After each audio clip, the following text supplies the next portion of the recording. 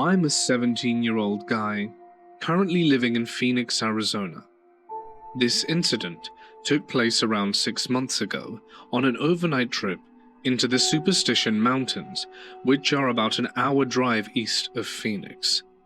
I'm not going to specify the exact trail, because I've been doing this stuff long enough to realize what happens when you share stuff on the internet. Whether it's a good trail, abandoned mine, ghost, or whatever it may be, people come flocking, and usually with a lot of trash and loud music. Anyway, this particular trail I was taking on an 8-mile loop through a canyon. Pretty simple in and out overnight trip. I had planned to go with my friend, but a last-minute cancellation on his part left me on my own. So, with a packed bag and car ready to go, I decided to go on my own, not leaving the house on time and having trouble navigating rough forest roads. I didn't arrive at the trailhead until around 5:45, which for those of you who do not backpack, this is a very big no-no. I had about a 4-mile hike until I arrived at my planned camping spot, and it was getting dark fast, so I figured if I moved quick enough, I could get at least 2 to 3 miles in before I had to find a spot. This strategy left me hiking a very dark trail on my own with about 15 miles of dirt road between me and anyone else. Hiking in the dark by itself is especially scary, especially for where I was and being on my own. Eventually it got so dark that I could only see where my headlamp was pointing, and that was when I figured I needed to stop and set up camp. With only using the headlamp as my light source and trying to move fast, I ended up in a less than ideal spot. But there were some burnt pieces of wood and the remains of a fire circle, so it looked like people had been there before, but definitely not recently. My first priority was getting a fire going. I scanned the area around me and was able to find some dry wood and got the fire going. I got my tarp set up and cracked open a can of chili mac I had bought for myself and was very much looking forward to eating. I was feeling good, my camp was set up, and my food was on the fire. The feeling of uneasiness from the hike had almost gone away, but it was still there, the side effect of camping alone in remote areas. To fully understand what happened, I have to explain to you how my camp was set up. The site I had picked was a small clearing surrounded by large pine trees, with the trail about 30 feet to my left. When you're in the woods and have a fire going, the fire casts a circle of light around it, and everything on the edge of that circle is pitch black, and past it. I was sitting on the ground near my fire eating my dinner, when a small rock about the size of a marble was thrown into my camp.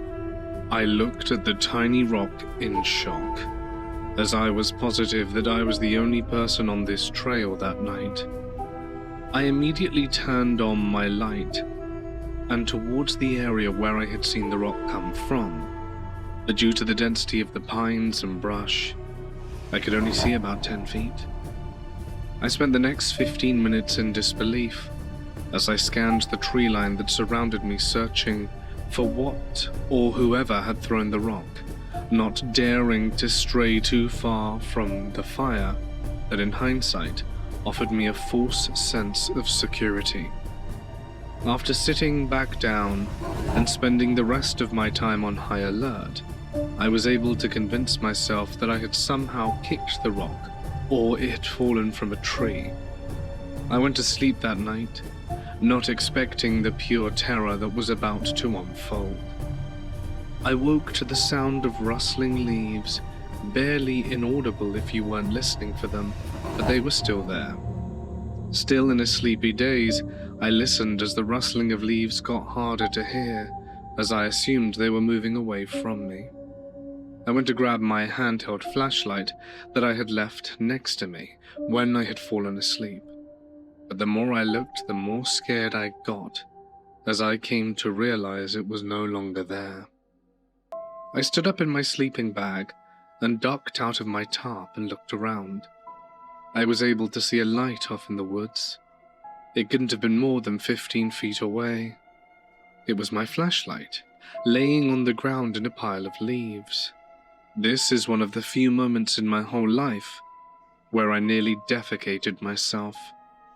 The flashlight that I had left sitting right next to me when I had fallen asleep a few hours ago was now 15 feet away from me, past the tree line in the woods. I hurriedly slipped my boots on, clutching my knife in my other hand, and kept my head on a swivel.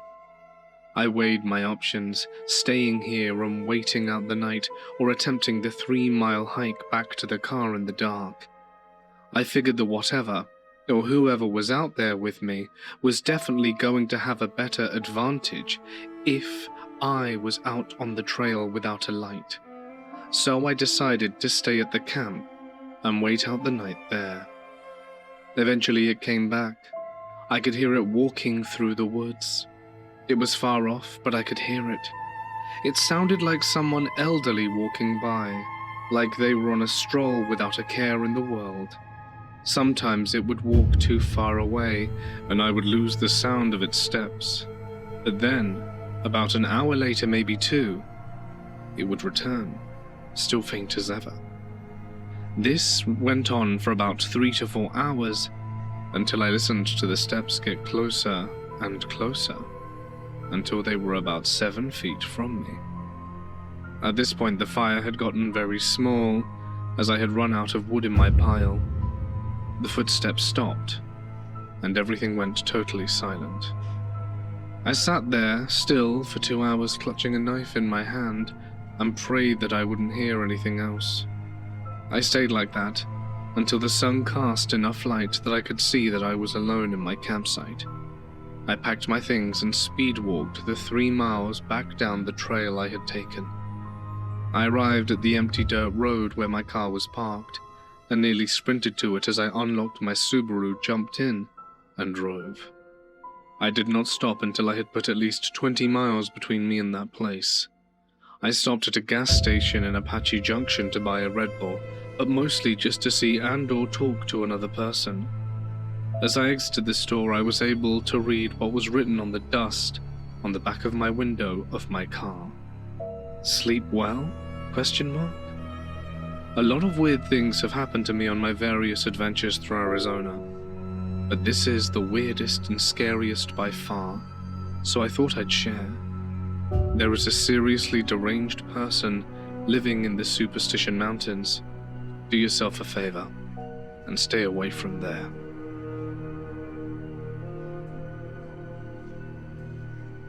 About 6 months ago, at 34, I finally saved enough to buy my first place.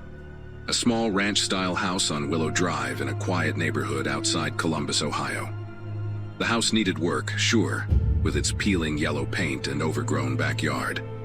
But after years of cramped apartments and noisy neighbors, having my own space felt like winning the lottery. I worked remotely as a technical writer for a software company, which meant I spent most days alone in my home office. Just me and my laptop and the occasional video call with colleagues scattered across different time zones. The solitude never bothered me. Actually, I preferred it that way, especially after going through a rough divorce the previous year that left me craving peace and quiet more than anything else.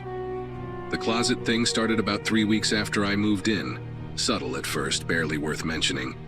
Every morning when I woke up, the bedroom closet door would be cracked open maybe an inch or two, just enough to notice if you were paying attention.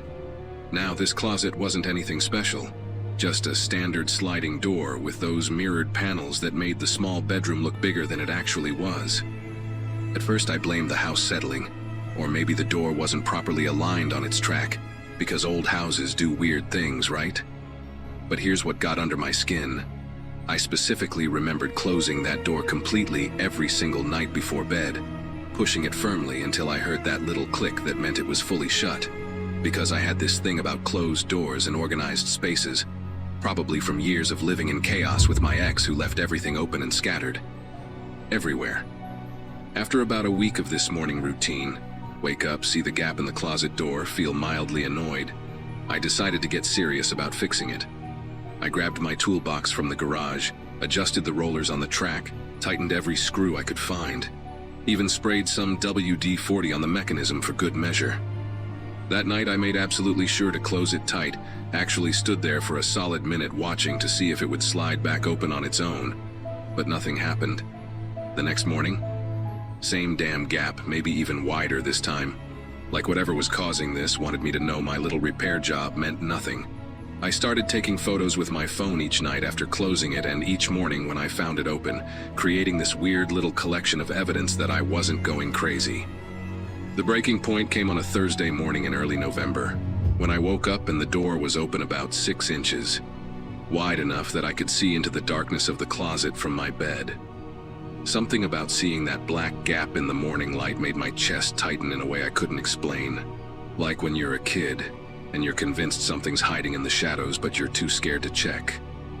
I actually called my buddy Nathan that afternoon, asked him if he wanted to come over for beers, and casually mentioned the door situation, hoping he'd offer some logical explanation I hadn't thought of. Nathan suggested maybe I was sleepwalking, getting up in the middle of the night to open it without remembering, which seemed reasonable enough except for one thing.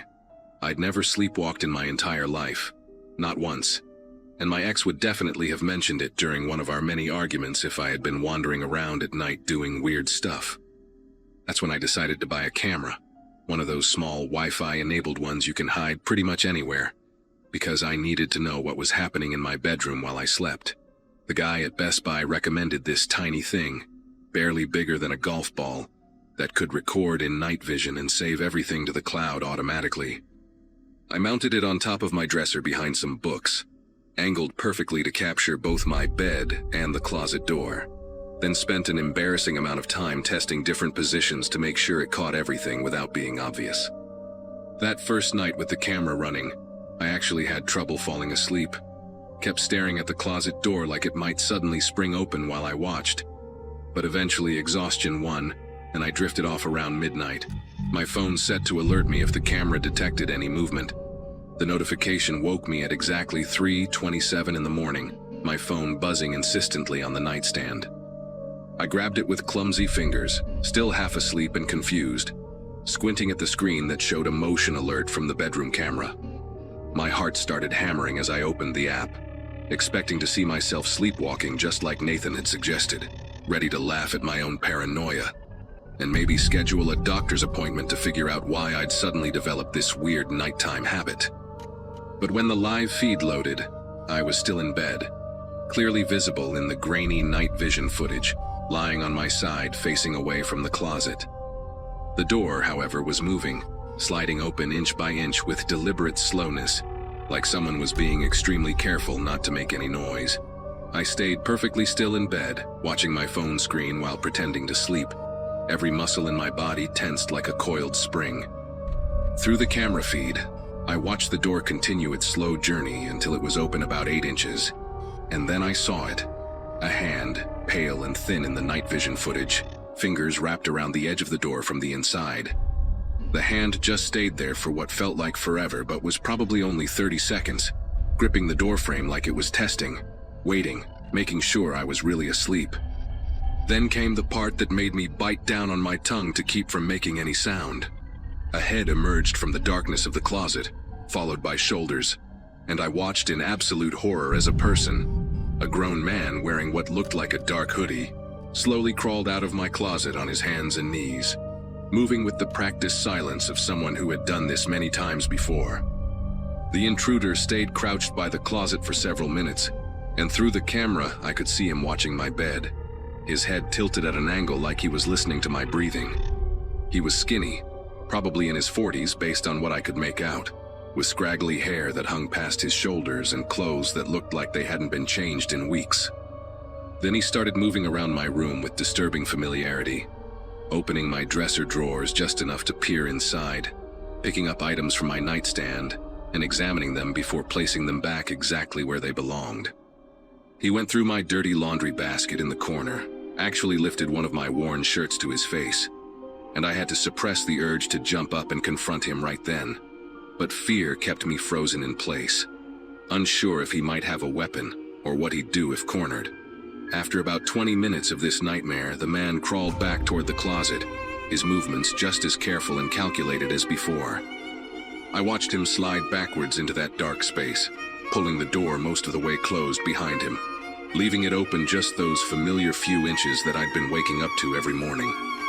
The realization hit me like ice water. This man had been living in my closet, coming out every night while I slept, going through my things, watching me, and who knows what else. My closet was deeper than standard. I remembered from the house tour. Something about it extending under the stairs, with that weird angular space in the back where I'd shoved some old boxes when I moved in. There was enough room back there for someone to hide, especially someone thin and flexible enough to contort themselves into that corner behind my hanging clothes and storage containers. I lay there until sunrise, unable to move, unable to think clearly, just watching that closet door through both my own eyes and the camera feed on my phone. When morning light finally crept through the windows, I carefully got out of bed, grabbed my car keys and wallet from the dresser, and walked straight out of the house in my pajamas and bare feet. I sat in my car in the driveway and called 911, told them everything while watching the front door of my house to make sure he didn't try to leave. The cops arrived within 10 minutes, 3 patrol cars with lights flashing, and I gave them my house keys and told them exactly where to look. They went in with guns drawn, shouting commands, and about 5 minutes later they walked out with the man in handcuffs, his head down, not resisting at all, just shuffling along like he was disappointed his secret had been discovered.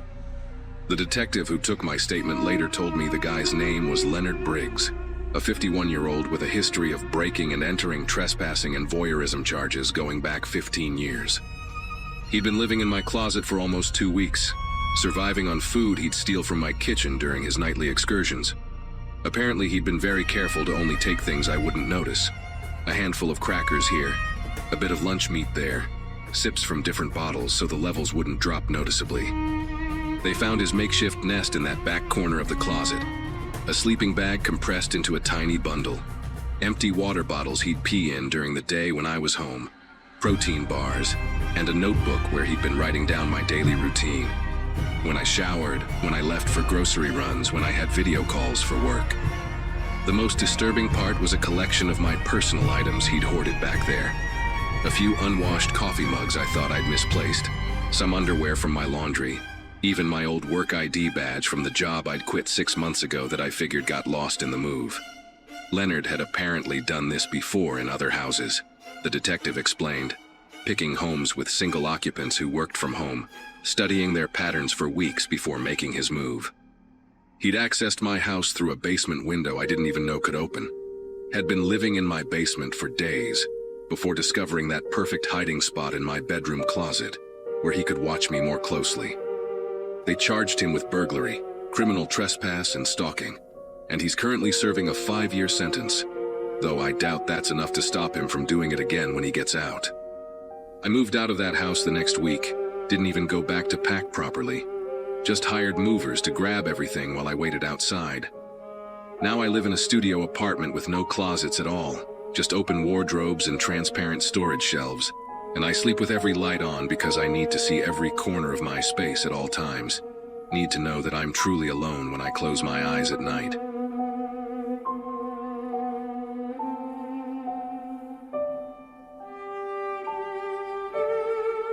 The house on Birchwood Lane caught my eye during a particularly rough patch in my life.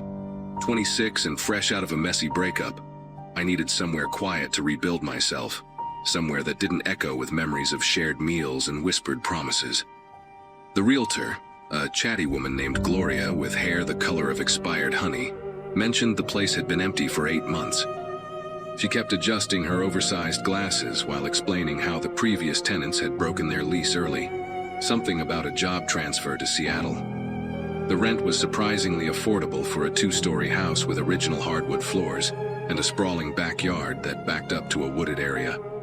I signed the lease that same afternoon, ignoring the musty smell that seemed to seep from the walls and Gloria's nervous habit of checking her phone every few minutes. Moving in took me 3 days in early September, hauling boxes up those creaky stairs until my legs burned and my back screamed for mercy. The master bedroom had this beautiful bay window that overlooked the backyard, though the view was partially blocked by an enormous oak tree whose branches scraped against the glass whenever the wind picked up.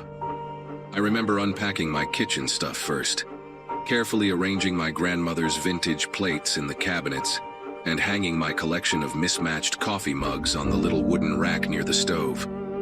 That first week felt like playing house, like I was pretending to be a real adult with a real life instead of someone whose entire world had crumbled just 2 months earlier. The neighbors seemed friendly enough.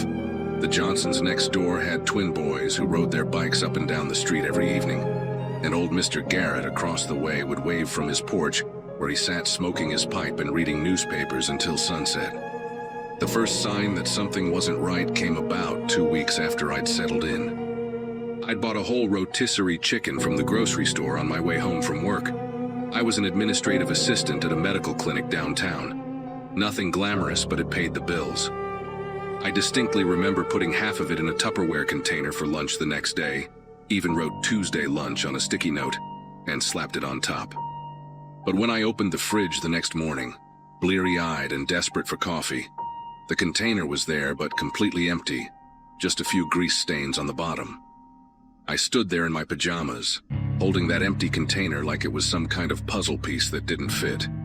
My first thought was that maybe I'd eaten it and forgotten. Maybe I'd had one of those midnight snacking sessions where you barely remember getting out of bed. But the chicken bones weren't in the trash, and I'd checked everywhere. Even the bathroom wastebasket, which made 0 sense, but my brain was grasping at straws. Then came the yogurt incident 3 days later. I'd splurged on this fancy Greek yogurt with honey and almonds, the expensive stuff in the glass jars that made me feel sophisticated.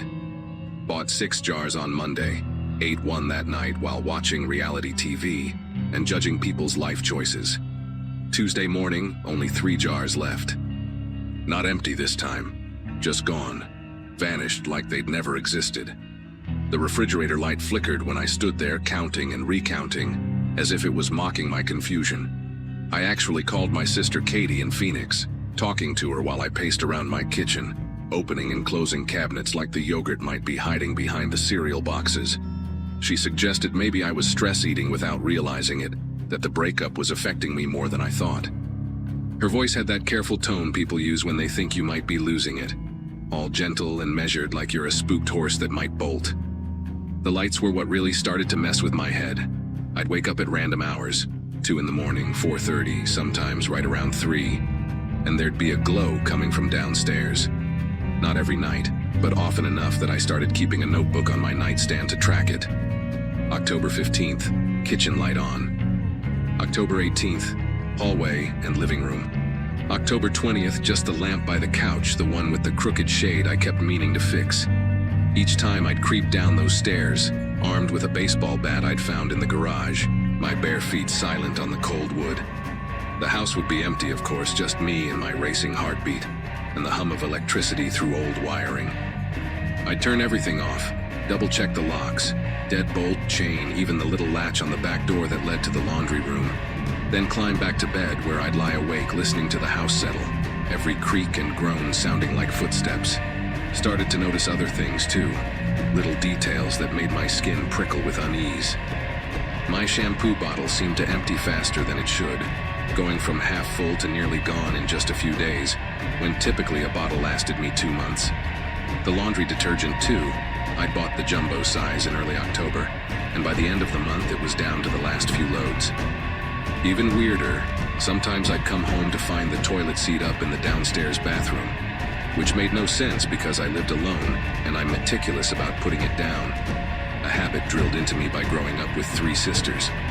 Once I found a towel on the bathroom floor that I didn't recognize, this threadbare blue thing with a bleach stain shaped like Florida. I held it up to the light, trying to remember if maybe it came with the house, if Gloria had mentioned anything about leaving linens behind, but my memory came up blank. By the first week of December, I was barely sleeping. I'd installed one of those doorbell cameras even though the expense made me wince, and I obsessively checked the footage every morning. Nothing. Just the occasional cat slinking across the porch and leaves dancing in the wind. But the food kept disappearing. An entire loaf of bread, a jar of peanut butter I'd just opened, even a whole package of deli ham that I knew I'd put in the meat drawer. I started taking photos of my fridge and pantry before leaving for work, comparing them when I got home like I was playing some twisted version of Spot the Difference. My coworker Janine noticed the dark circles under my eyes, kept offering me her concealer during lunch breaks. I wanted to tell her everything, but how do you explain that your house might be eating your groceries without sounding completely unhinged? The breaking point came 2 days before Christmas. I'd taken a week off work, planning to deep clean the house and maybe paint the spare bedroom this cheerful yellow color I'd seen in a magazine. But first, I decided to be smart about it. Ordered these motion sensors online, the kind that connect to your phone and alert you whenever they detect movement. Spent an entire afternoon setting them up, one in the kitchen, one in the hallway, 2 in the living room, even one pointing at that back door to the laundry room. The guy at the electronics store had looked at me funny when I bought so many. Probably thought I was paranoid about burglars. If only it were that simple. That first night with the sensors, I barely dozed off, phone clutched in my hand like a lifeline. Then, at exactly 3:07 in the morning, my phone exploded with notifications. Motion detected. Kitchen, motion detected. Hallway, motion detected. Laundry room. I called the police right then and there, whispering into the phone while I locked my bedroom door and shoved my dresser against it. The dispatcher, a woman with a smoky voice who sounded like she'd heard it all, told me to stay put and keep the door locked. 2 officers arrived within 15 minutes, though it felt like hours as I sat on my bed, clutching that baseball bat and listening to every sound in the house. Officer Brennan was older, probably close to retirement, with gray stubble and eyes that looked tired even at 3 in the morning. His partner, Officer Diaz, couldn't have been much older than me, kept fidgeting with his radio while they searched the house. I watched from the top of the stairs as they went room by room, flashlights cutting through the darkness, checking closets and behind furniture. They found nothing, nobody, just an empty house with all the windows locked tight. Brennan suggested maybe it was mice or even possums that got in somehow, triggering the sensors, but I saw the look they exchanged, that universal expression of dealing with a hysterical woman who's probably imagining things. The next night, same thing. 3 in the morning, sensors going crazy. This time I had my phone recording video when the police arrived, showing them the timestamp, the pattern of movement from the kitchen through the hallway to the laundry room. Officer Diaz seemed more interested this time, asked if I'd noticed anything missing besides food. When I mentioned the toiletries and the strange towel, he wrote it all down in his little notebook, his pen scratching against the paper in the quiet house. They searched again, more thoroughly this time. Brennan even went into the basement, a creepy, unfinished space I'd avoided since moving in, full of old pipes and concrete walls that seemed to sweat moisture. Still nothing. But Diaz pulled me aside before they left, told me to call immediately if it happened again, gave me his direct number scribbled on the back of his business card. His hand lingered on my shoulder for just a moment, and I could see real concern in his eyes, not the dismissive look I'd gotten used to. The third night changed everything. Christmas Eve, and I was sitting in my living room with every light in the house blazing, drinking my 4th cup of coffee and watching the motion sensor app like it was the season finale of my favorite show. 3:02 in the morning, there it was. Kitchen sensor triggered, but this time I didn't call right away. I waited, watched the pattern. Kitchen to hallway, hallway to laundry room, then nothing for 5 minutes. Then the laundry room sensor went off again, stayed triggered for almost 30 seconds, like something was just standing there. That's when I called Diaz directly. He answered on the second ring, sounded wide awake like he'd been expecting my call, told me he was already on his way, to lock myself in the bedroom again. But I was done hiding. I stayed at the top of the stairs, recording everything on my phone, watching as Diaz and Brennan arrived with 2 other officers this time, their flashlights creating a light show through my windows. They went straight to the laundry room this time, like they'd been thinking about it, planning their approach. I heard Diaz calling out to Brennan, his voice sharp with excitement or maybe fear. Then more voices, urgent but controlled, the sound of furniture being moved. 20 minutes later, Diaz came up to get me, his face pale under the hallway light. They'd found it behind the washer and dryer, a hatch painted the same faded white as the walls, with hinges so well oiled they didn't make a sound. Behind it was a crawl space that connected to the basement through a passage nobody knew existed, not mentioned in any of the house's documentation. Inside that space, they found a makeshift living area. Sleeping bag, canned goods, Empty yogurt jars, my yogurt jars, lined up neatly against the wall. Water bottles, a battery-powered lantern, even a small mirror propped up on a milk crate. Whoever had been living there was gone. Must have heard the sirens and escaped through the basement while the officers were coming through the front. The investigation revealed more than I wanted to know. The person had been coming and going through a broken ventilation grate in the basement that led outside, hidden behind overgrown bushes near the back of the house. They'd even fashioned a crude pulley system to move the grate from inside, explaining how they could come and go without leaving obvious traces.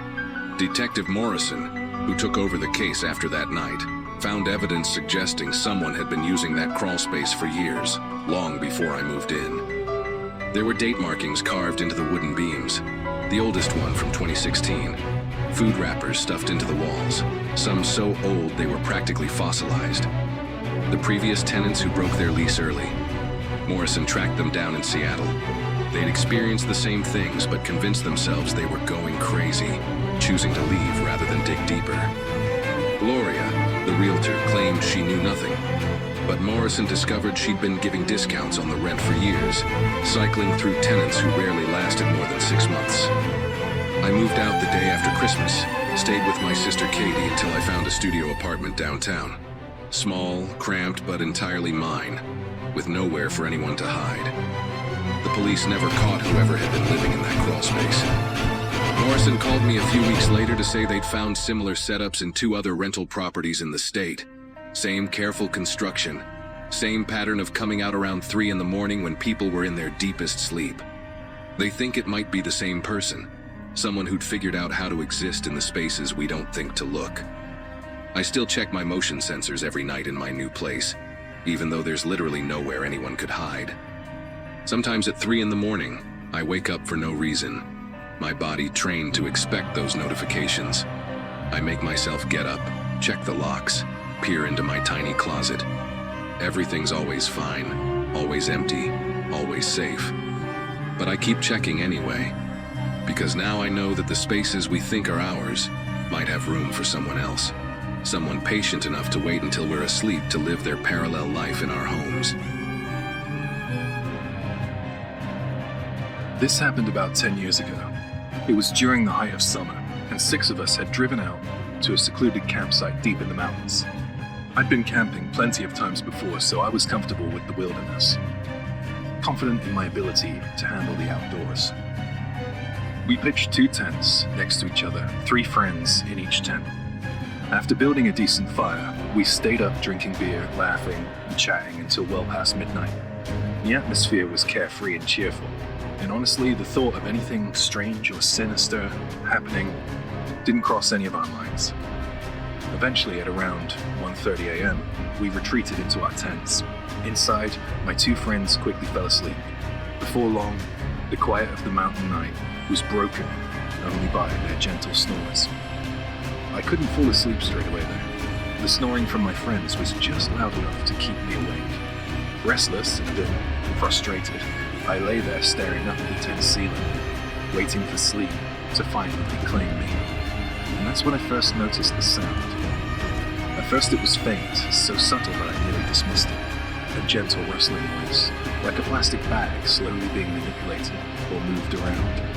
I remember that we left some food wrapped in plastic bags outside near our cooking area, and I thought it was probably an animal, a raccoon or something, investigating our leftovers.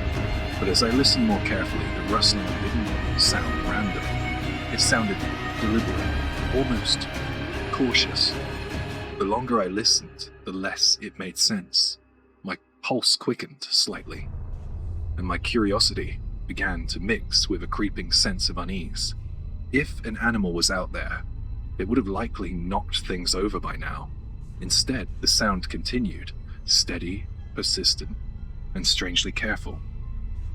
Unable to ignore it any longer, I quietly sat up and edged towards the tent's entrance. My heart was pounding softly, though I wasn't sure why. Something about the situation felt inexplicably wrong. My rational mind insisted it was nothing, just my imagination running wild at night, but a deeper, instinctive part of me knew better. Slowly and carefully, I reached for the zipper of the tent flap, trying to make as little noise as possible. The metallic sound of the zipper felt shockingly loud in the silent night, and I paused several times, listening carefully to see if anything outside reacted. Finally, I peeled back the fabric just enough to peek out into the dark clearing where we'd set up camp. And what I saw sent chills racing down my spine. Standing there, illuminated by a strange dimness despite the complete darkness surrounding our campsite, were about 10 children. They stood there clustered together, perfectly still, not moving, not speaking, simply standing and staring towards our tents. Their presence was utterly impossible. We were miles away from any town or village, deep in a mountainous region where no children could have possibly wandered at this hour. Their clothes looked oddly outdated, as if they belonged to another era. Their faces were expressionless, blank, but their eyes reflected faint glimmers from the dying embers of our fire. The moment I registered their presence, a wave of dread and revulsion washed over me. Every primal instinct screamed that I was seeing something forbidden, something I absolutely should not witness. My breath caught sharply in my throat, my body seized by an overwhelming fear unlike anything I'd ever experienced. Quickly, I pulled away from the opening, quietly zipping the tent flap closed again. I sat there frozen, hardly daring to breathe, straining my ears to listen to whatever might happen next. Would they come closer? Would they speak? Would they enter our camp? Minutes passed, painfully slow. The only sound was now my friend's continued snoring, oblivious to the terror unfolding just outside. After what felt like an eternity, the rustling sound outside seemed to fade away, leaving nothing but heavy, oppressive silence.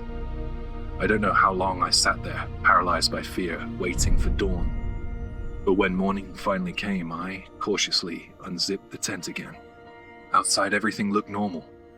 The bags were exactly where we left them, untouched. There were no footprints, no sign of disturbance. It was as if the children had never been there. I hesitantly asked the others if they had seen or heard anything strange through the night, but they all dismissed my story, laughing it off as a nightmare brought on by a bit too much beer. But I know what I saw. To this day, I have no explanation, but since that night, I've never camped again without remembering those silent children, standing perfectly still in the darkness.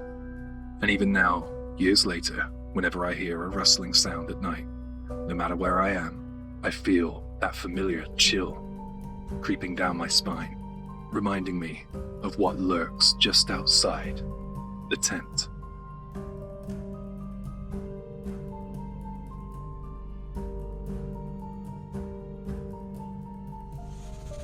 February in Colorado gets brutal. But that afternoon when I walked through the Victorian on Riverside Court, sunlight was streaming through those huge bay windows like the universe was trying to tell me something. My realtor, Cheryl, this woman with hot pink nails who wore way too much perfume, kept checking her phone and rushing me through the tour, mentioning 3 other couples were coming to see it that same day. I was 31, had just finalized my divorce papers the week before, and desperately needed somewhere that didn't remind me of my ex-husband's cologne or his stupid baseball trophies. Original hardwood floors creaked under my feet as I explored each room, and that wraparound porch sealed the deal for me. What Cheryl didn't mention, what I had to find out later from the mailman, was that the previous owners had packed up in the middle of the night 3 months earlier, leaving half their furniture behind. The property management company had cleaned everything out, painted over whatever needed painting, but nobody in the neighborhood seemed to want to talk about why the Fosters left so suddenly. Moving day came 2 weeks later, and I threw myself into making that house mine with an energy I hadn't felt in years. The guest bedroom became my office, painted this soft sage green that reminded me of my grandmother's breakfast nook, where I used to do homework as a kid. Baxter, my golden retriever mix who usually acted like the world was ending every time a leaf blew past, actually started to calm down in the new space, stretching out on the kitchen tiles while I worked. Being a medical transcriptionist meant I could work from anywhere with decent internet, and the quiet neighborhood seemed ideal for concentration. My new neighbors waved from their driveways but kept their distance. Suburban courtesy that suited me fine after months of friends trying to set me up with their cousins or co-workers. The street had this predictable rhythm that felt comforting. School bus at 7:30 sharp, mail delivery around 2, porch lights clicking on at dusk. For the first time since my marriage imploded, I could breathe without feeling like my chest might cave in. Everything changed on a Wednesday night, exactly 3 weeks after I'd moved in. The digital clock on my nightstand glowed 3:07 a.m. when I woke up to Baxter growling. This low rumble I'd never heard from him before. He was standing at the foot of my bed, rigid, staring toward the hallway that led to the back of the house. Then I heard it. 3 slow, deliberate knocks on the back door. Not frantic pounding like someone in trouble. Not the quick rap of a drunk person at the wrong house. These knocks had a rhythm to them, almost ceremonial. Knock, pause, knock, pause, knock. Each one seemed to echo through the house longer than it should have.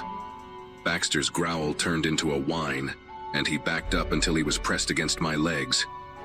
I lay there, barely breathing, telling myself it was just tree branches or maybe a raccoon, even though I knew damn well neither of those things knock in perfect intervals. The knocking stopped after maybe 30 seconds, but I couldn't go back to sleep. I spent the rest of the night sitting up in bed with every light in my bedroom on, Baxter curled up beside me, both of us jumping at every creak the old house made. When morning finally came, I checked the back door. Nothing disturbed, no footprints in the flower bed below the porch, no explanation for what we'd heard. I even asked my neighbor, Howard, this retired mechanic who seemed to know everything about everyone on the street, if he'd heard anything strange during the night. He just looked at me for a long moment, then muttered something about possums getting bold this time of year before hurrying back inside. The way he avoided eye contact made my skin prickle. That night, I double-checked all the locks, left the porch lights on, and went to bed hoping it was just a one-time thing. Some teenager playing a prank or something equally harmless. 2 nights passed without incident, and I had almost convinced myself I'd imagined the whole thing. Then Friday hit, and at 3:11 a.m. the knocking returned. This time it started at the back door, same slow, methodical pattern, but after 3 knocks it stopped. The silence stretched out for maybe 10 seconds, and just as I was starting to relax, 3 knocks came from the side of the house, right outside the dining room window. Baxter went absolutely ballistic, barking and snarling like I'd never seen, but he wouldn't leave my bedroom, wouldn't go investigate. I grabbed my phone, fingers fumbling as I tried to dial 911, but then the knocking moved again. 3 knocks at the front door, then silence, then 3 more knocks from the other side of the house near the kitchen. Whatever was out there was circling my house, knocking at different points like it was testing something, mapping the layout, learning the space. The pattern continued for almost 10 minutes. Back door, east side, front door, west side, over and over, before everything went quiet. I did call the police that time, my voice shaky as I tried to explain what happened without sounding completely unhinged.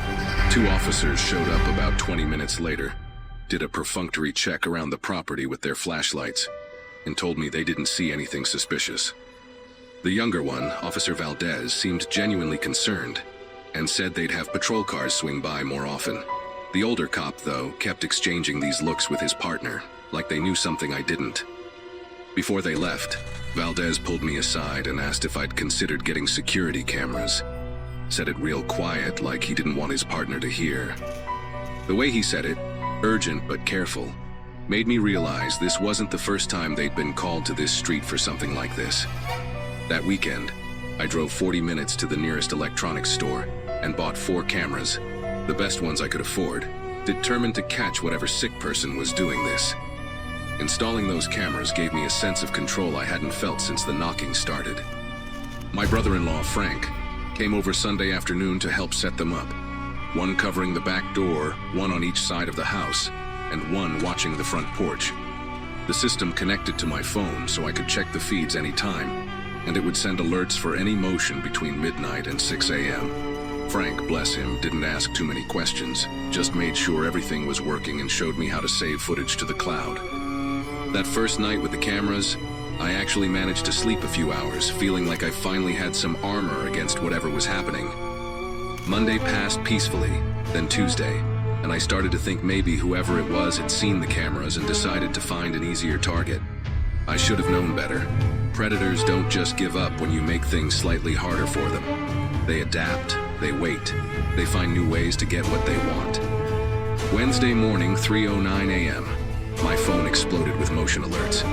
I grabbed it with trembling fingers, pulled up the live feed, and there he was. A man in a dark hoodie. The hood pulled so far forward I couldn't see any features, just darkness where a face should be. He wasn't at the back door this time. The camera showed him standing in my backyard, maybe 15 feet from the house, perfectly still, facing the back door. He stood there for exactly 3 minutes. I know because I couldn't look away, couldn't even blink. Then he raised his right hand and knocked 3 times in the air, like he was knocking on an invisible door. The motion was slow, deliberate, exactly matching the rhythm I'd been hearing. Then he turned and walked to the east side of the house, disappearing from that camera's view. The side camera picked him up, showed him standing there, making the same knocking motion in the air. He continued this pattern, circling my house, stopping at each point where he'd knocked before, but never actually approaching the doors or windows, never touching anything, just standing at a distance, going through the motions, like he was rehearsing something or performing some kind of ritual. I called 911 while watching him circle my house for the 3rd time, my voice high and panicked, as I tried to explain what was happening. The dispatcher kept asking if he was trying to break in, if he had any weapons visible, and I kept saying no, he's just standing there, knocking on nothing, please just send someone. By the time the police arrived 12 minutes later, the longest 12 minutes of my life, he was gone, vanished between one camera angle and the next, like he knew exactly where the blind spots were. Officer Valdez showed up again, this time with a detective named Reeves, who took everything much more seriously. They reviewed all the footage on my phone, copied the files, took down every detail I could remember. Detective Reeves kept pausing the video, zooming in, trying to get any identifying features, but the hood and the darkness made it impossible. She asked me if I recognized the build, the walk, anything about him, but all I could see was that deliberate, measured way he moved, like someone who had all the time in the world and knew exactly what he was doing. Detective Reeves pulled me aside while Valdez checked the perimeter again and told me straight up that this behavior was escalating. She said the pattern, the testing, the circling, the way he never approached from the same angle twice, suggested someone who was studying my routines, learning when I was most vulnerable. She'd seen similar cases, she said, though she was careful not to give too many details. The way her jaw tightened when she talked about it told me enough. She gave me her direct number, told me to call immediately if anything else happened, and suggested I might want to stay with friends or family for a while. But where was I supposed to go? My parents lived 3 states away. My sister had a new baby and no room, and I'd just spent everything I had on this house. That night, I pushed my dresser in front of the bedroom door, kept all the lights on, and sat up with Baxter, refreshing the camera feeds every few minutes, waiting for him to come back, because somehow I knew he would. People like that don't just stop. They escalate just like the detective said. 3 nights later, he didn't come to my house. The motion alerts that woke me at 3:15 a.m. weren't from my cameras. They were from the app glitching, showing me static where the feeds should have been. I grabbed my phone to call Detective Reeves, but before I could dial, I heard sirens, lots of them, converging somewhere close. Baxter was pacing, whining, but not at my doors or windows. He kept looking toward the front of the house, toward the street.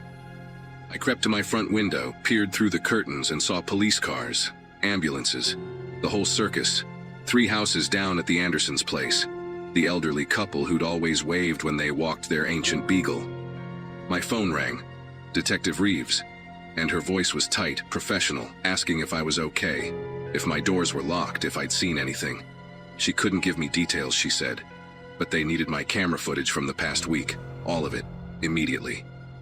The way she said it, I knew the Andersons weren't okay. I knew that whoever had been circling my house, learning my patterns, had moved on to an easier target when I'd made myself too difficult. The guilt hit me like a physical blow. I'd basically pushed him toward my neighbors by installing those cameras, by being vigilant, by not being the easy victim he'd wanted. Detective Reeves called me 2 days later with an update I'll never forget. They'd caught him, not at the Andersons' house, but at another home 6 blocks away, caught in the act of trying to break in through a basement window at 3 a.m. The homeowner, a nurse who worked night shifts, had come home unexpectedly and called 911 when she saw him. His name was Russell Carpenter, 43 years old, lived alone in an apartment complex 2 miles away. When they searched his place, they found notebooks, dozens of them, filled with detailed observations about houses in our neighborhood, sketches of layouts, notes about routines, which houses had dogs, which had security systems when people left for work. My house had 16 pages dedicated to it. The Fosters, the family who'd lived there before me, had 12 pages, ending with a note that said, "Moved away," and the date they'd left. The detective said he'd been doing this for at least 2 years, maybe longer. 7 home invasions they could definitively link to him, all following the same pattern: the knocking, the circling, the studying, then striking when he'd learned enough. The Andersons had survived, barely, hidden in their bathroom while he ransacked their house. Detective Reeves said my cameras probably saved my life, that he'd clearly decided I was too risky after seeing himself on video. Russell Carpenter is serving 25 to life now, but I still wake up sometimes at 3 a.m., and I still check those cameras, because even though I know he's locked up, I can't shake the memory of watching him knock on invisible doors, practicing for the real thing.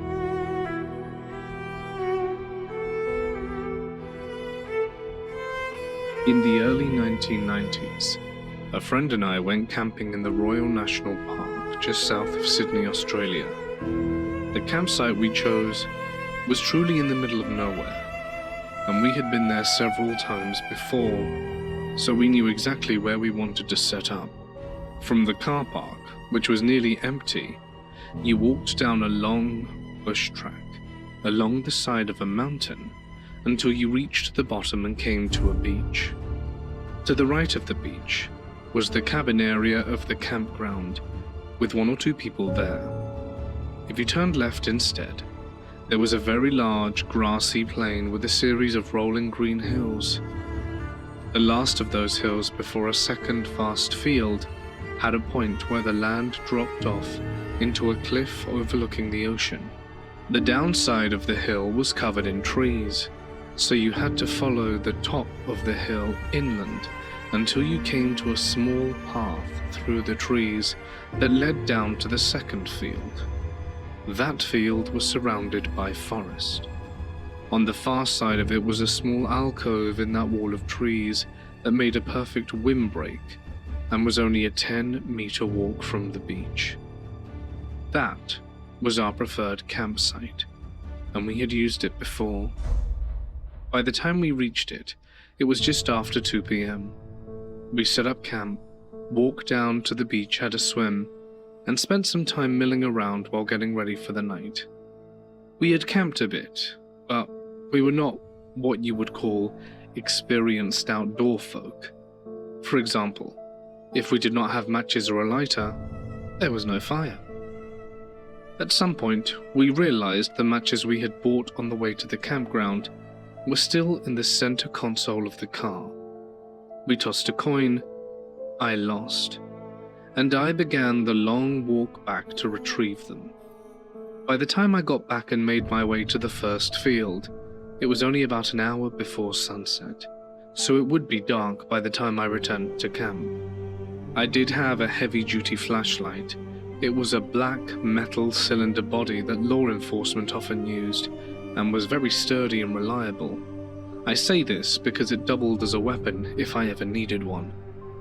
I reached the last hill, found the path through the trees, and headed down towards the second field. When I cleared the trees, I found my friend standing there. I asked him what he was doing. He said he had come to help me because I was obviously having some trouble. I asked what he meant, and he said he had seen my flashlight beam sweeping around the top of the hills for the last half hour or so. I told him I had only just reached the path a few minutes earlier, and it couldn't have been me. He was looking past me, towards the top of the hill, when suddenly he asked, "Who else was up there?" "No one," I said. "So where was the light coming from?" I turned around, and sure enough, I could see a beam of light at the top of the hill, swinging back and forth. I knew no one was up there. I had just been there, and it was an open field with nowhere to hide. I shone my flashlight in that direction, and suddenly the light disappeared.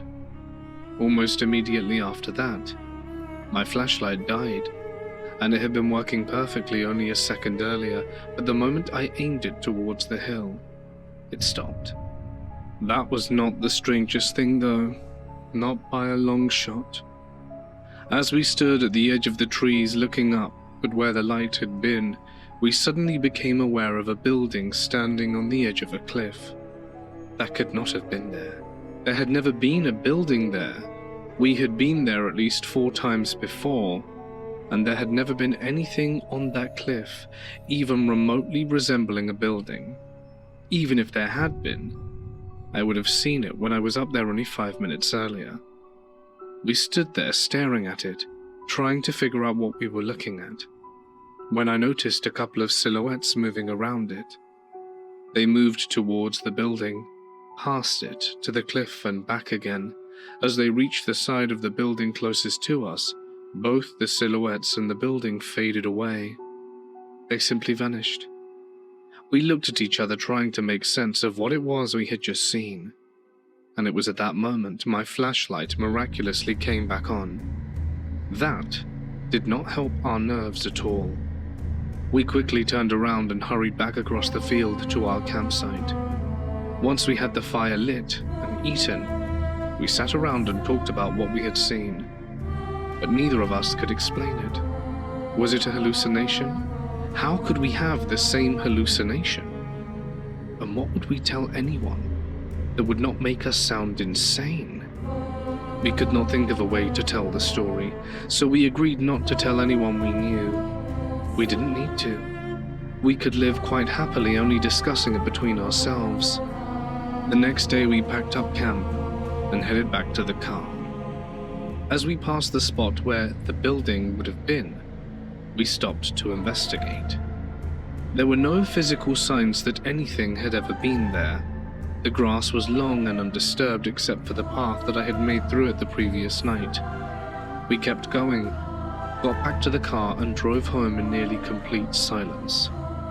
We mentioned the incident a few times over the years, but as time went by we both tried to forget it. It was not until my friend died that I started thinking about it again. I thought maybe the anonymity of the internet would make it easier to share. I have still never been back to that campsite. Even just sharing the story has me on edge. But it's ridiculous, right? Things like this cannot exist. Can they? My partner and I typically go on an annual camping trip. Our campground of choice is Rushing River Provincial Park in northwestern Ontario. It's located about 30 minutes east of Kenora, if you know where that is. We like to book the waterfront sites because we love to swim, float, paddleboard, and are basically always in the water. It's because of this, we are usually not within walking distance of washrooms or garbage cans, and at the end of the night we typically drive to drop off our trash and use the washroom and brush our teeth.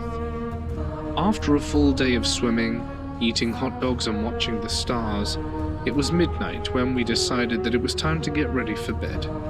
We collected our garbage and toiletries and started driving towards the washroom. After going through our routine, we headed back to the campsite. Now, because of the way the road through camp is structured, we had to keep driving in the opposite direction of our campsite and find an open place to turn around. We eventually reached a rock face. Northwestern Ontario is filled with exposed rock faces that were blown up to make way for highways and railways. As we pulled into this spot, the car's headlights illuminated a young boy about 9 years old scaling the rock. He was wearing swimming shorts and a life jacket. Not only did it strike me as odd to see a child this late at night, but he was doing something pretty dangerous and we were the only adults around. I pointed the boy out to my partner, asking, "What the hell is that kid doing?" And my partner replied, "What kid?" He didn't see the boy. This freaked us both out and we started yelling, pulling away from the spot in a panic. When we went back to the campsite, we discussed what we saw. He saw nothing. This was insane to me, as the boy was clearly right in front of the car in brightly colored clothes. We did some research that night, and this is the article we found posted 5 years prior. The father of a 9-year-old boy who died in Rushing River Provincial Park said his son, Cree Brunau Thomas, slipped on a rock and drowned this weekend. Trevor Thomas said he was cooking supper Saturday night when his son disappeared. He called Cree to come and eat, but he could not be found.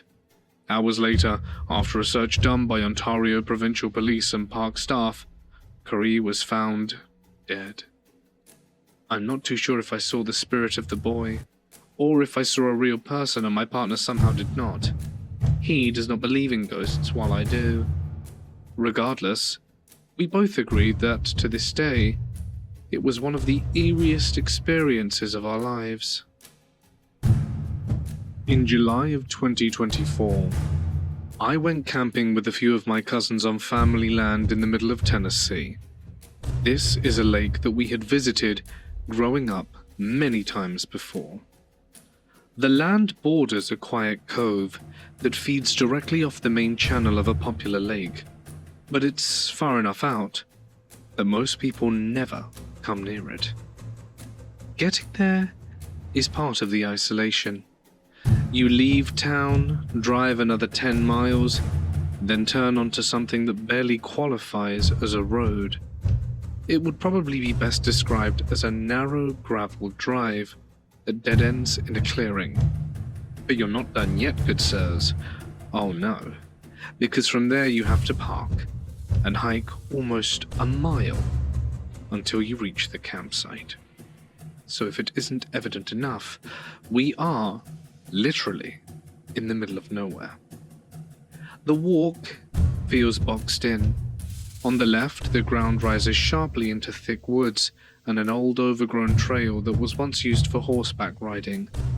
And on the right, the land drops off steeply. It's too steep to climb down, leading straight to the water. And every so often, through the trees, you catch glimpses of the cove and the hillside across it. That used to be logging land decades ago, but was never fully cleared, and is now just untouched forest. The campsite itself is strangely perfect. Flat ground right at the water's edge, easy access to the lake, and behind you nothing but a steep, wooded hillside. We set up camp and spent the afternoon swimming, relaxing, and letting my dog explore. Everything felt fine. As the evenings started to settle in, we started a fire, cooked dinner, and sat around talking while the sun went down. It wasn't long after dark that we started to hear what sounded like rockfall behind us. At first, it was a small sound, small rocks tumbling down the hillside, and the occasional rustle of a bush. We just assumed it was an animal and carried on our conversation. But then, the sound persisted. It moved back and forth, whatever it was, circling behind us, rustling the brush, getting closer but never stepping into view. After a while, one of the guys picked up a small hatchet we'd used earlier and tapped it against a rock, hoping to scare it off. The response was immediate. The woods went dead silent. The insect sounds that you hear in the background and mostly ignore shut off instinctually. Then from the tree line behind us, we heard 3 distinct taps repeated back to us. That's when we debated leaving, but the trail out was long, narrow, and completely dark. We decided staying put was safer than trying to hike out blind. We retreated into our tent, a large 12-person tent that easily fit the 5 of us and my dog. Once zipped inside, Things felt lighter for a few minutes, like whatever tension had been building had eased. And that was when we heard the voices. It sounded like men having a low, muffled conversation just outside of the tent. My dog noticed it immediately. He was alert and focused, but completely silent, which is something I have never seen him do before. A while after, I unzipped the tent and looked out, but there was nothing there. I laid back down, trying to rationalize it. Maybe voices carried across the water from the main channel. You can say sound does weird things at night. I must have fallen asleep, because I woke up to my cousin gently shaking my arm. The voices were back. Moonlight filtered through the tent just enough to reveal a dark shape outside. I silently woke another cousin, shushing him before he could speak, and pointed towards the shape. We stayed completely still, and the figure began to move, slowly circling the tent, again and again, getting close enough that we could hear something brushing against the fabric. It felt like whatever this thing was inspecting us. It stayed there until almost sunrise. The sky had started to lighten when someone finally worked up the courage to look outside, but whatever was there before had now gone. Nothing had been taken or disturbed. We tried to tell ourselves that it was probably a large cat, maybe a coyote. But the voices?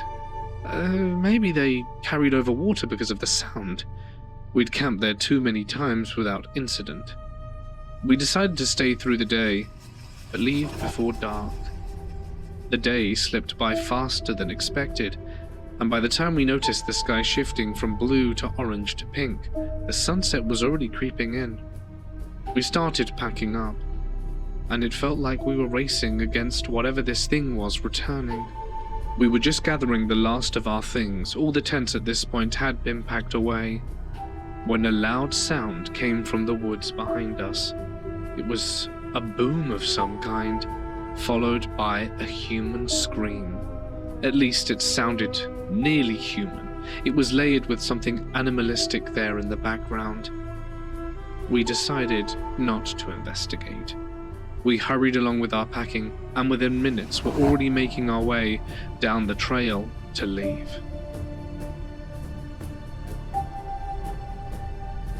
My father used to enjoy going to a campground not far from the hometown where he grew up.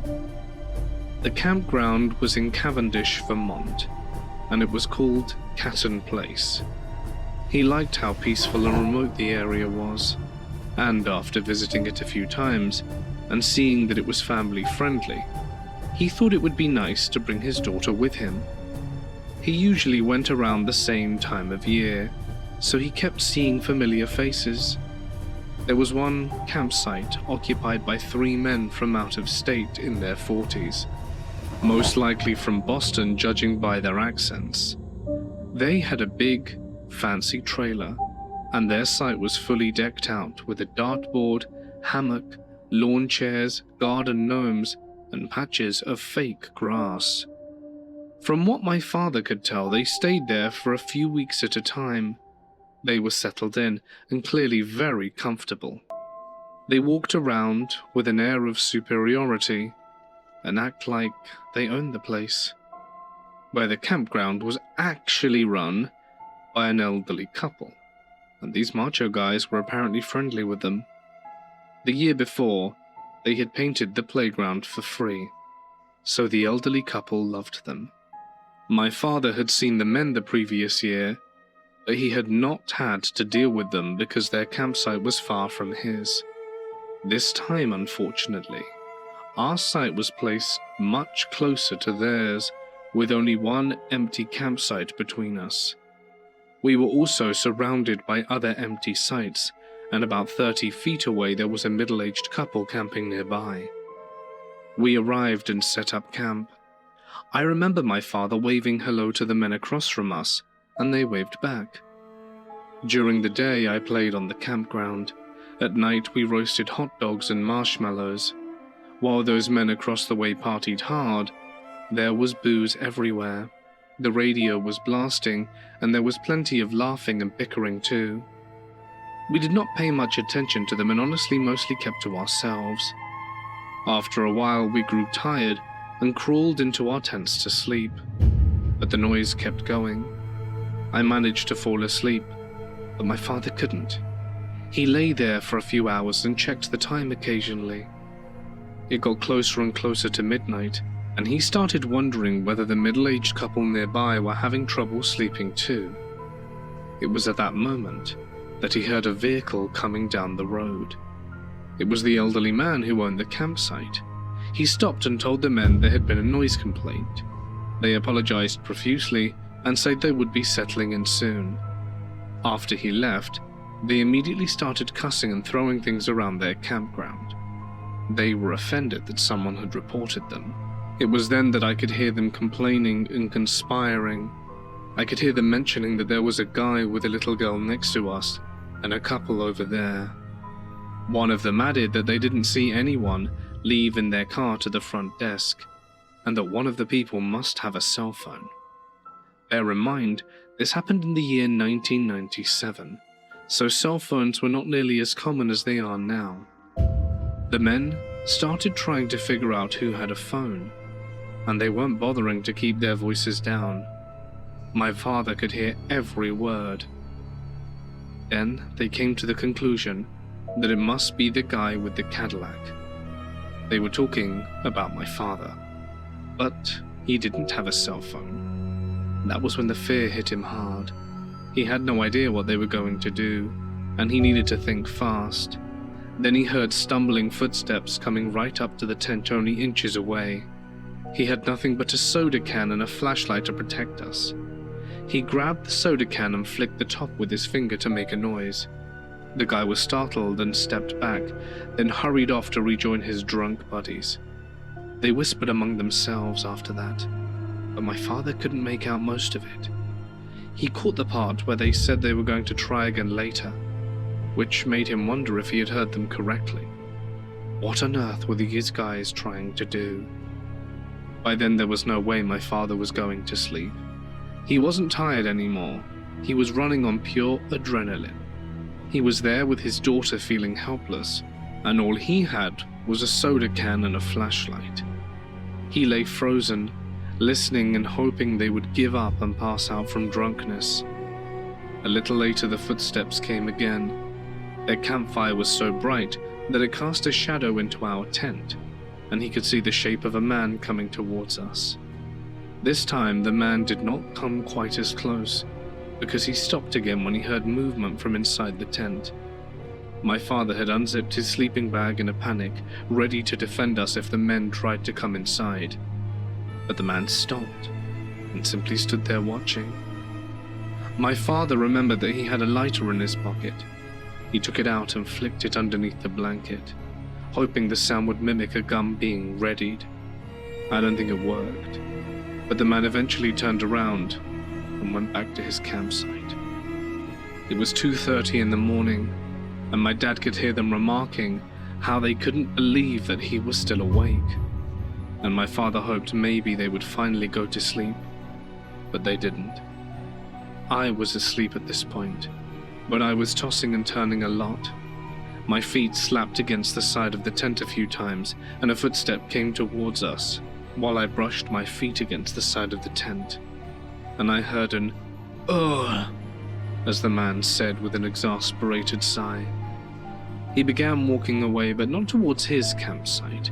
He headed towards the road, walked a few feet, stopped, and then screamed at the top of his lungs that if he found out who reported us, he will kill us. Everything went quiet after that. The only sounds was the crackling of their campfire and the occasional chatter between the men. Then, at around 5 a.m., came the sound of their trailer door shutting. They were asleep. My father lay there trying to process everything that had happened, and by 6 a.m. he woke me up so we could pack up and get out of there. I remember him rushing me, and I was completely confused. Then he told me he was never going camping again. This statement is true. He never has been camping since. I still have so many questions. What did they want? Why did they need us to be asleep before they sneaked up on us, and why did they want to hurt my father or me? Did they want to steal the cell phone he never had? Or perhaps bludgeon him to death for trespassing on their fun, even though it was never him? It's terrifying to think about, and yes, my father should have spoken to the owners and made a police report. I'm not sure whether that crossed his mind at the time, though. I think in that sleepless state, he just wanted to get the hell out of there as quickly as he could and go home. This happened fairly recently, only about 6 years ago. Around the same time of year, I went camping and fishing with two friends, Hiroshi and Takumi. There was an actual campground in the area. We decided to set up closer to a pond we wanted to fish. Near the edge of the pond stood a small, rural shrine. And beside it was a quiet patch of ground where people sometimes pitched tents. We figured it would be more convenient to stay there, so we set up our tents at the corner of the shrine grounds, close enough to reach the pond easily in the morning. The three of us had brought solo tents, one each. We spent the evening fishing, grilling meat, and drinking a bit while talking about nothing in particular. Since we planned to wake up early the next day to fish again, we turned in pretty early. After a long day outdoors, sleep came quickly, and at some point during the night I heard someone calling, "Hey! Hey!" I opened my eyes. The voice belonged to Hiroshi. My mind was still foggy with sleep when he whispered urgently, "Quiet! Listen, do you hear that?" I held my breath. At first, all I noticed was the usual nighttime sounds: crickets, leaves moving gently in the breeze, the distant rustle of water near the pond. Then I heard it, a sharp metallic sound, like metal being struck against something hard. It carried through the forest, faint but distinct, blending strangely with the sounds of the bugs chirping in the night. I checked my phone. It was just after 3 a.m. The sound seemed to be coming from behind the shrine, deeper in the cedar forest that spread out beyond it. By then, the sound had woken Takumi as well. But when Hiroshi and I looked towards his tent, something felt wrong. Takumi wasn't inside it. We called his name quietly. No answer. At that point, we really didn't know what to think. Maybe he'd gone to the bathroom. Maybe he heard that noise too, and he'd gone to check it out. Either way, leaving him out there alone just didn't feel right. So Hiroshi and I decided to walk towards the sound. Carefully. We passed the shrine building and moved towards the forest. Once we reached the edge of the cedar grove, the sound became clearer. It echoed through the trees. We stepped onto a narrow animal trail leading up the slope behind the shrine, and neither of us spoke. We moved slowly, trying not to make a sound. The forest was thick with tall cedar trunks. Their branches blocked most of the sky, leaving the path dim and uneven. After climbing maybe 200 meters, my eyes finally adjusted to the darkness. That's when we saw Takumi. He was crouched beyond one of the cedar trees ahead of us. He had his back pressed against the trunk, almost like he was trying to disappear into it. Takumi noticed us and immediately raised a finger to his lips. Then he motioned us closer. Hiroshi and I crept forward, staying low. When we reached him, Takumi was drenched in sweat. His breathing was shallow and his eyes were fixed on something further up the trail. He pointed a shaky finger. About 30 meters ahead, in a small clearing between the cedar trees, there was a young woman stood facing a tree, and she was hammering something to it. I couldn't understand what I was looking at first. Then the shape became clear. A straw doll. She was holding what looked like a stone and using it to drive a long nail through the doll and into the trunk of the cedar tree. Each strike produced the metallic sound we'd been hearing. Between the blows, we could hear her muttering something under her breath. Even from that distance, fragments of her words drifted through the forest. They sounded like curses, words filled with bitterness and hatred. All three of us understood what we were witnessing. It was the Ushinokoku Mairi, an old Hour of the Ox curse ritual where someone goes to a shrine in the dead of night and nails a straw effigy to a tree while calling ruin down on the person they want to destroy.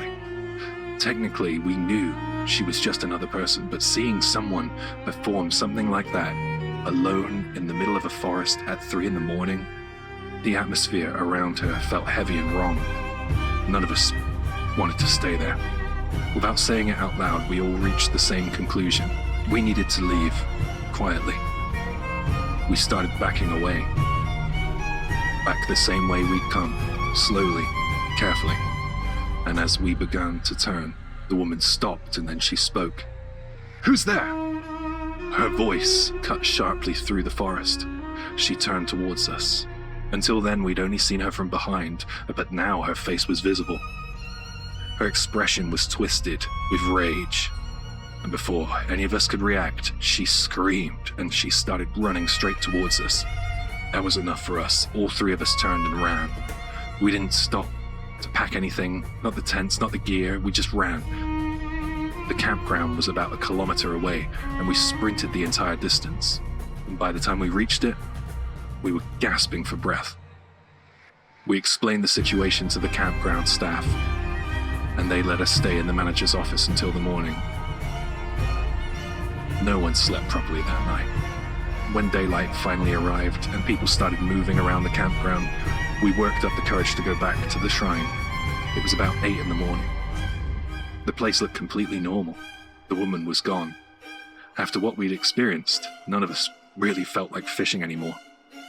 We decided to pack everything up and go home. We loaded our gear into the car and got ready to leave. Then suddenly, Takumi shouted from the back seat, "Whoa!" Hiroshi and I turned around. Takumi was staring upward, pointing at the roof of the car with his mouth hanging open. I followed his finger, and I saw 3 metal points protruding from the ceiling lining, 3 5-inch nails. We got out of the car and looked at the roof. There were 3 straw dolls nailed neatly into a row in the metal. For a while, none of us said anything. It was broad daylight. Birds were calling somewhere nearby. I could hear campers laughing as they packed up their own gear. Everything around us felt normal. That was the thing that made it so weird, because whatever had happened in those woods a few hours ago clearly hadn't stayed there. We pulled the dolls out, but we didn't want to touch them for long. Hiroshi wrapped them in an old towel and threw them away at the campground before we left. Even then, it didn't feel like enough. On the drive home, nobody really spoke. I remember looking at my reflection in the passenger side window, thinking the same thing over and over.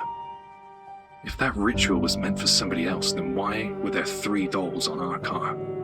Maybe she wants to curse us for seeing her. Maybe we ruined whatever she was trying to do and she decided to pass it on to us instead. Or maybe the curse had already started the moment we stood there watching. I still think about it around this time every year. Nothing dramatic happened after that, not in the way horror stories usually go. None of us died, no one went missing. But even now, 6 years later, I've never been able to completely shake the feeling that something followed us out of those trees. And sometimes I wonder if the real curse isn't bad luck or death. Maybe it's just knowing there are some things in this world you're better off never seeing. Videos बनाने हैं, Filmora है ना।